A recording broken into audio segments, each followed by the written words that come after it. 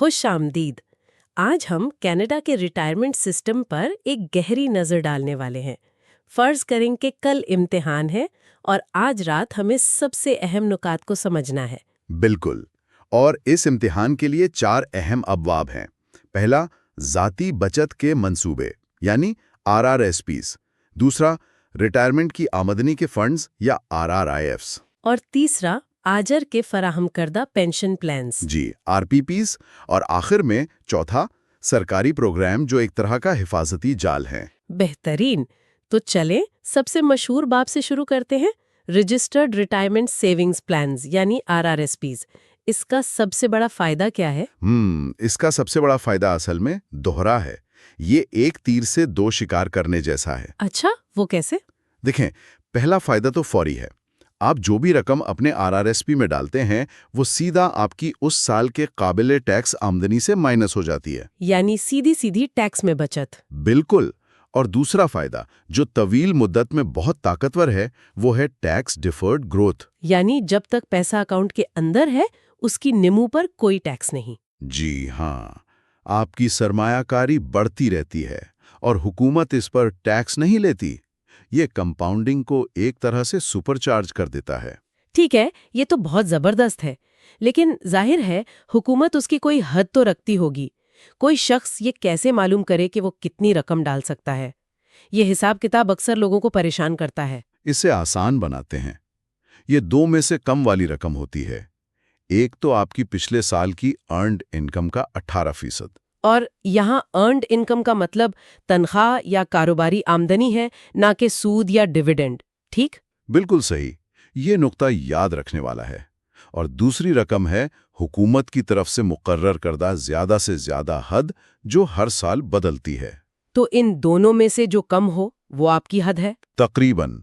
इसमें से पिछले साल का पेंशन एडजस्टमेंट या PA माइनस होता है। अच्छा, ये PA क्या चीज है?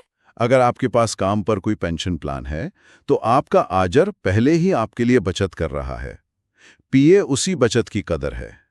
हुकूमत ये रकम आपकी RSRSP की हद से कम कर देती है ताकि सबके लिए बराबरी रहे। और अगर कोई अपनी हद इस्तेमाल ना कर पाए तो वो ज़ाया नहीं होती। ये एक बहुत बड़ा फायदा है। वो गैर इस्तेमाल शुदा गुंजाइश यानी अनयूज्ड कंट्रीब्यूशन रूम अगले सालों के लिए गैर मुअय्यना मुद्दत तक कैरी फॉरवर्ड हो जाती है। ये तो बहुत अच्छा है। लेकिन अगर कोई गलती से ज्यादा रकम डाल दे? यहाँ थोड़ी एहतियात लाजिम है। आपको जिंदगी भर में $2000 तक की इजाफी शिराकत की इजाजत है जिस पर कोई जुर्माना नहीं। और उससे ज्यादा पर? इससे ज्यादा हर डॉलर पर 1% माहाना जुर्माना है जो सालाना 12% बनता है।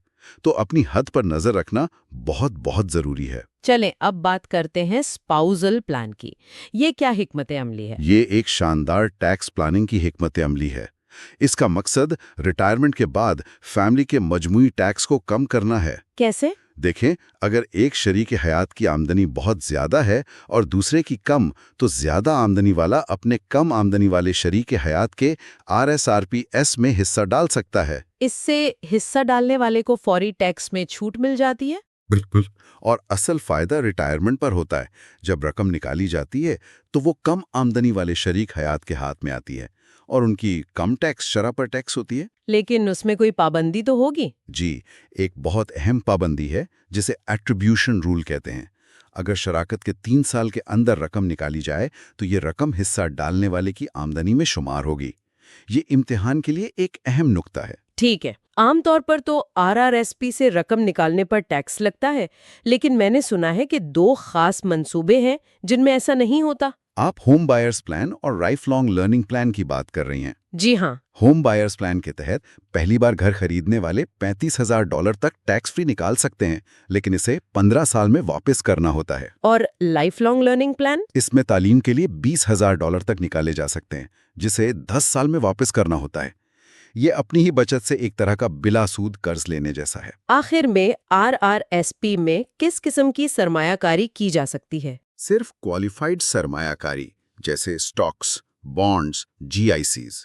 अगर आपने कोई नॉन क्वालिफाइड चीज जैसे जेवरात रख दिए तो इस पर 50% का भारी टैक्स जुर्माना हो सकता है। ठीक है, تو RSSP کی کہانی بچت کی ہے، لیکن جب ریٹائرمنٹ آتی ہے تو اس بچت کو آمدنی میں بدلنا ہوتا ہے۔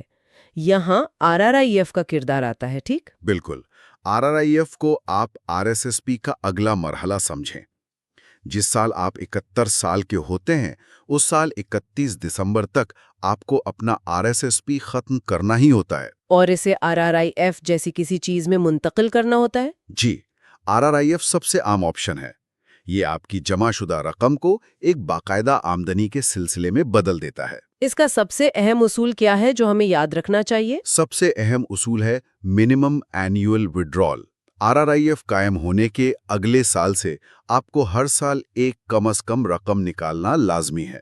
اور یہ رقم عمر کے ساتھ بڑھتی جاتی ہے؟ جی ہاں، حکومت اس بات کو یقینی بنانا چاہتی ہے کہ آپ یہ پیسہ استعمال کریں اور اس پر ٹیکس ادا کریں۔ میں نے سنا ہے کہ یہاں بھی شریک حیات کی عمر استعمال کرنے سے کچھ فائدہ ہو سکتا ہے؟ جی، یہ ایک بہت کارآمد حکمت عملی ہے۔ اگر آپ کا شریک حیات آپ سے کم عمر ہے تو آپ کم از کم رقم نکالنے کے حساب کے لیے ان کی عمر استعمال کر سکتے ہیں۔ اس سے نکالی جانے والی رقم کم ہو جائے گی؟ بالکل، جس کا مطلب ہے کم ٹیکس اور زیادہ پیسہ آپ کے اکاؤنٹ میں ٹیکس فری بڑھتا رہے گا۔ اور ٹیکس کا اصول سیدھا ہے، جو رقم نکالی صرف اس پر ٹیکس لگے گا۔ جی بالکل وہی اصول ہے۔ چلیں اب ذاتی بچت سے ہٹ کر آجر کی طرف سے فراہم کردہ پلانز یعنی RRPs کی بات کرتے ہیں۔ یہاں سب سے اہم چیز دو قسم کے پلانز کے درمیان فرق کو سمجھنا ہے۔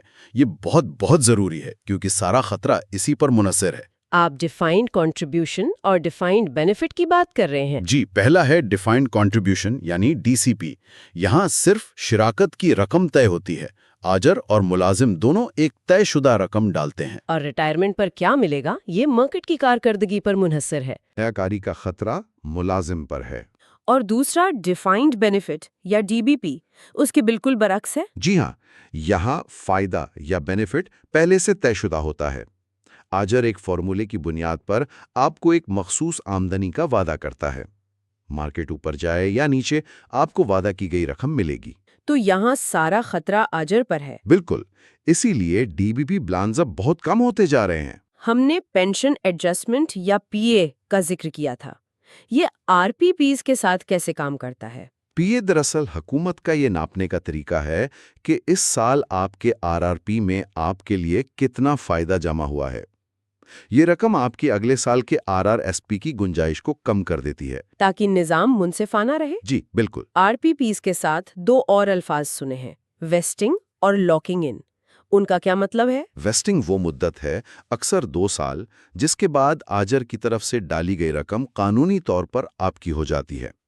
اگر آپ اس سے پہلے نوکری چھوڑ دیں تو آپ وہ پیسہ کھو سکتے ہیں۔ اور لاکنگ ان؟ ایک بار پیسہ انویسٹ ہو جائے تو وہ اکثر لاک ان بھی ہو جاتا ہے، مطلب یہ رقم ریٹائرمنٹ سے پہلے نقد نہیں نکالی جا سکتی۔ اسے لازمی طور پر ریٹائرمنٹ کی آمدنی کے لیے ہی استعمال کرنا ہوگا۔ بہت واضح۔ تو اب آتے ہیں آخری اور چوتھے ستون پر، سرکاری پروگرام۔ یہاں 2 بڑے پروگرام ہیں۔ پہلا ہے کینیڈا یا کیوبیک پینشن پلان یعنی CPP QPP۔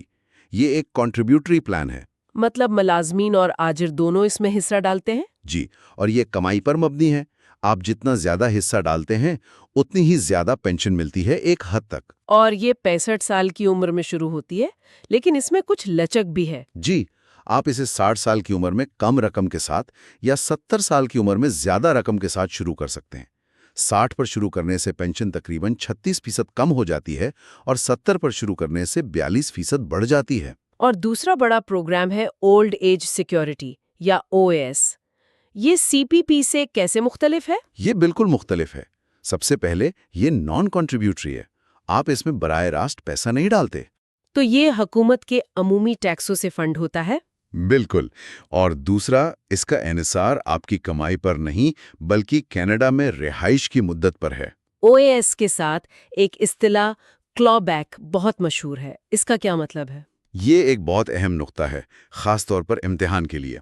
اس کا مطلب ہے کہ اگر کسی فرد کی ریٹائرمنٹ میں سالانہ آمدنی ایک خاص حد سے تجاوز کر جائے تو حکومت اس کی OAS پینشن کا کچھ حصہ یا پوری رقم واپس لے لیتی ہے۔ اچھا، تو یہ اس بات کو یقینی بنانے کا ایک طریقہ ہے کہ یہ فائدہ زیادہ تر ان لوگوں کو ملے جنہیں اس کی واقعی ضرورت ہے۔ جی ہاں، بالکل۔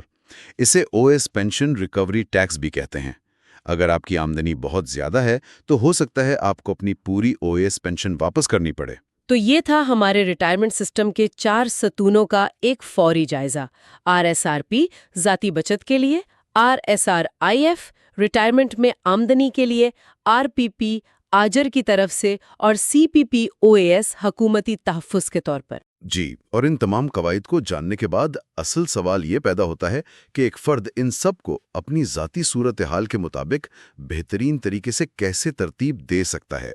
क्या बेहतरीन हिकमत अमली ज़्यादा से ज़्यादा आरएसपी बचत है, या किसी कंपनी के मजबूत डिफाइंड बेनिफिट प्लान पर इन्हिसार करना, या इन सब का एक मुतवाज़िन इम्तजाज? यही वो जगह है जहां हकीकी माली मंसूबाबंदी का फ़न शुरू होता है।